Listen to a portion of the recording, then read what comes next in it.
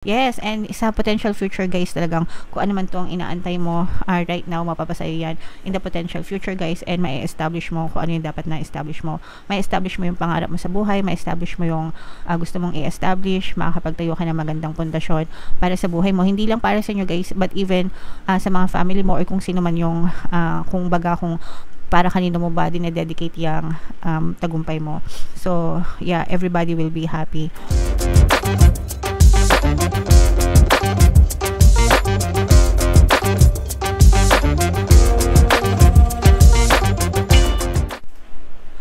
Hello guys, hello Aquarius, welcome back to Pinoy Pixie Tarot. Ang pamagat ng episode natin for tonight is story mo ba to? Ito isang timeless reading para sa Aquarius, Sun, Moon, Rising Sign, and Venus.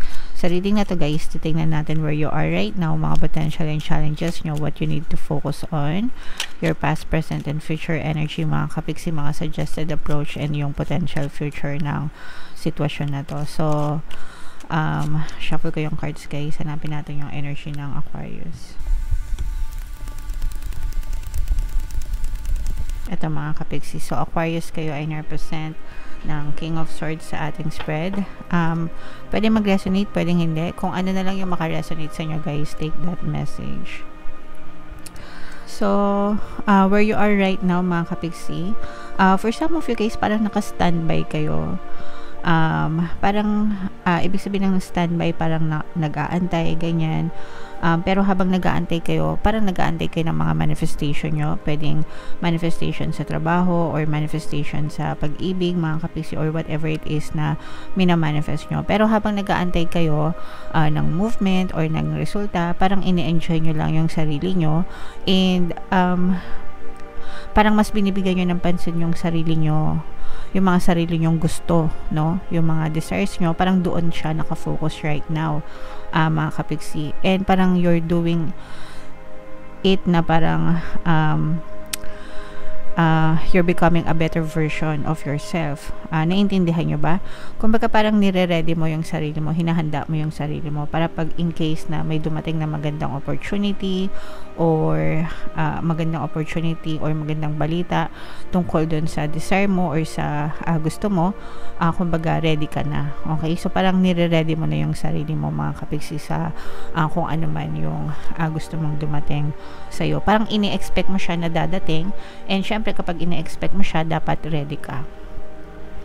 And potential and challenges, this is more on potential guys, kasi nakikita natin na everyday kumikilos kayo one step at a time towards your goal, towards your dreams. And maganda ito guys, kasi sabi ko nga sa inyo, you can be, do, and have anything that you want as long as hindi kayo nag-give up, nagpupush kayo mga kapiksi, okay?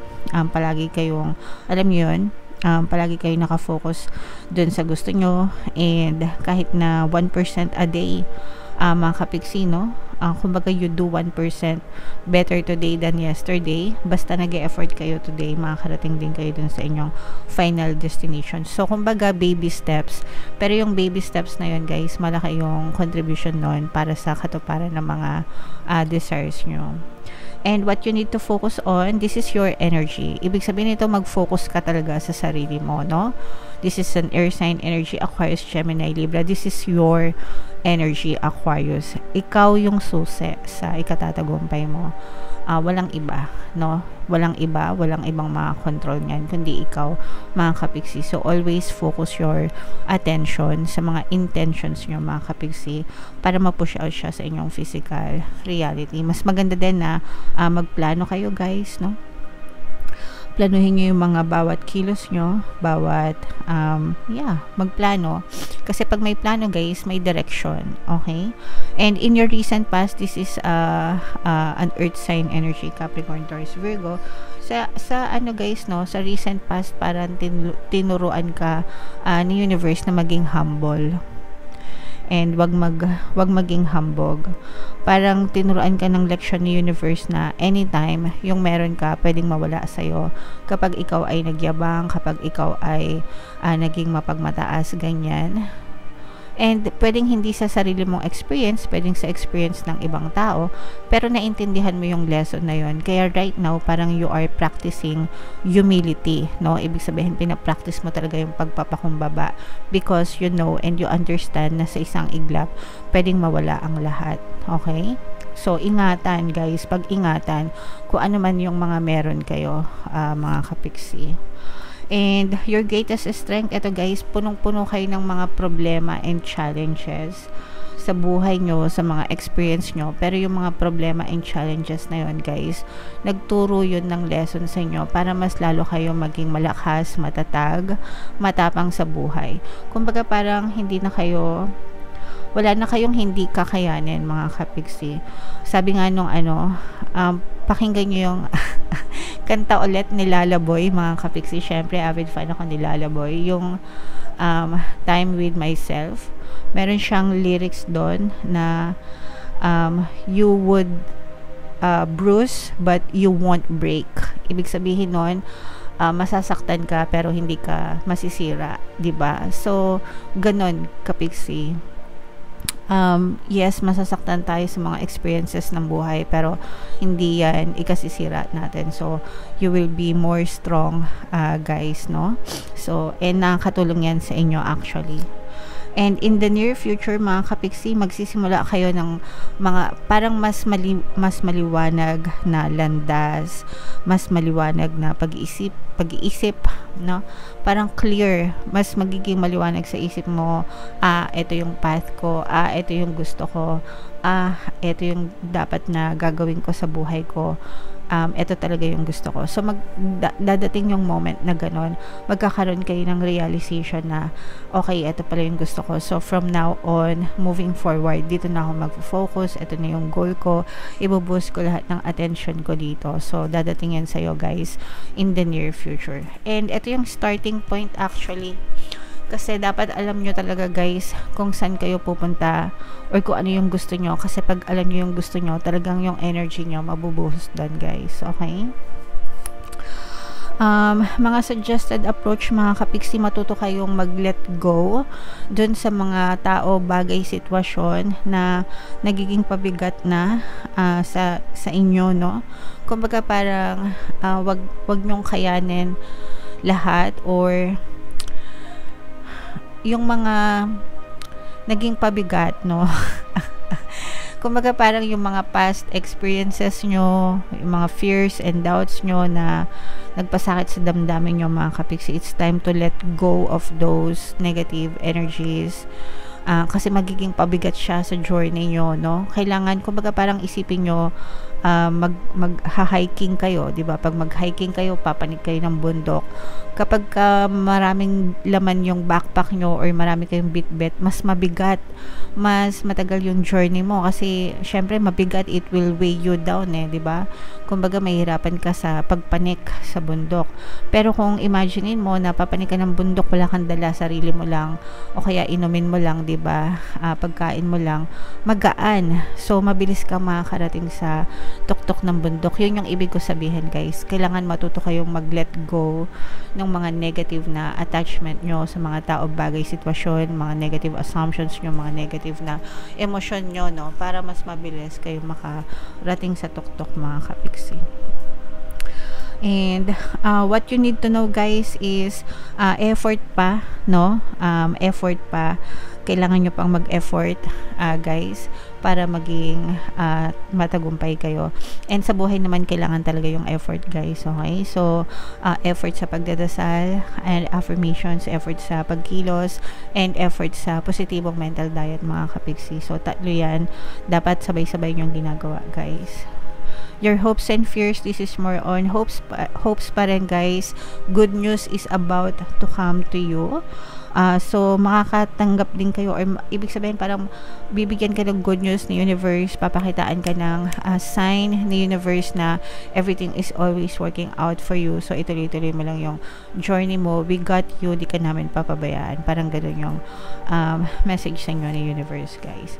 Yes, and sa potential future guys, talagang kung ano man tong inaantay mo right now, mapapasayo yan in the potential future guys, and ma-establish mo kung ano yung dapat na establish mo mo.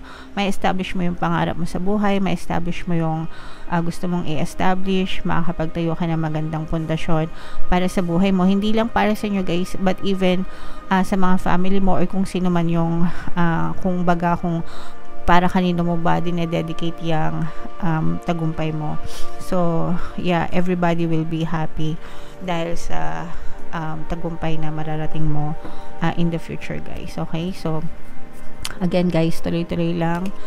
One step at a time. Huwag magmadali. Mararating mo rin yung tagumpay in the future. Alright? So, tingnan natin. Bunot lang tayo ng 2 cards pa dito guys para sa inyong additional message. Habang sinashuffle ko to, panoorin nyo muna yung video natin regarding sa ating paano mag-manifest ng abundance video course. Kapiksi, sawa ka na ba sa mga struggles at hirap sa buhay mo? Masipag ka ba at masikap sa buhay ngunit hindi ka pa rin umaasenso? Ilang beses ka na bang nag-attempt mag-negosyo at mag-invest pero palagi ka pa rin nalulugi? Sa pagkakataon na ito ay maaaring may subconscious beliefs ka na nagiging balakid sa iyong pag-unlad at pagyaman. Introducing, paano mag-manifest ng abundance video course. Dito ay matututunan mong ma-overcome ang mga balakid mo para tuluyan ka ng umunlad, umasenso, sumagana, maging matagumpay, successful at maswerte sa iyong kabuhayan, pera, trabaho, negosyo, salapi at kaperahan ng bonggang-bongga. Dali, mag-send na ng email sa pinoypixie@gmail.com at simulan na ang iyong pagyaman ngayon. Alright, so sa lahat ng gusto mag-avail ng course guys, naka-flash sa screen nyo. Una, meron tayong paano mag-manifest ng abundance video course. Pangalawa, meron din tayong paano mawala ang third party at magkaroon ng harmonious na relationship. And meron din tayong email coaching, manifest your desires using the law of attraction. So sa mga interesado guys, mag-send lang kayo ng email sa pinoypixie@gmail.com. So, Aquarius guys, ito yung ating additional message guys. Sobrang ganda. Unang-una, blossoming. Ibig sabihin nito guys, nagsisimula pa lang kayo, no?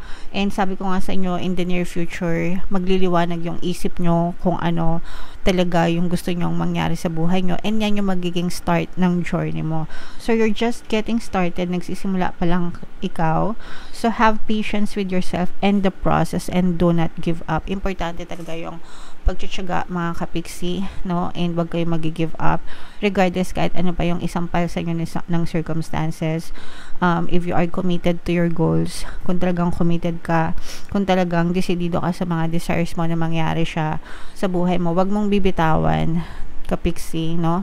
Don't give up kasi ikaw, 'di ba? Sabi ko nga sa inyo, ikaw yung susi ng tagumpay mo. And ito yung receptivity, ibig sabihin nito maging handa, no? Allow yourself to receive. This will increase your intuition, energy, and ability to give to others. So, kailangan handa kayo guys, ready kayo sa pagtanggap ng mga blessings na to, ng mga biyaya na to, kung ano man yung journey na ibigay sa'yo ng universe. Always be ready to receive, and kapag ka ready kayo guys, talagang ibibigay sa inyo yan ni universe, no questions asked. Okay? Alright, so yeah, comment down below guys if feeling nyo naka-resonate kayo. Ito guys, i-mind nyo yan sa comment section, itong mga magandang future, established na future, yan kasi yung magagandang energy na nakita natin sa inyo, itong mga good news na to, yan, i-mind nyo yan guys sa comment section. For more tarot readings, para sa Aquarius guys, ito yung playlist nyo. Ito naman yung ating success stories ng paano mag-manifest ng abundance video course. Click here to subscribe guys. Ito yung ating mga pampaswerte subliminals. Thank you for liking, sharing, and subscribing. See you again next time. I love you all mga kapiksi. Have a nice day. Bye-bye.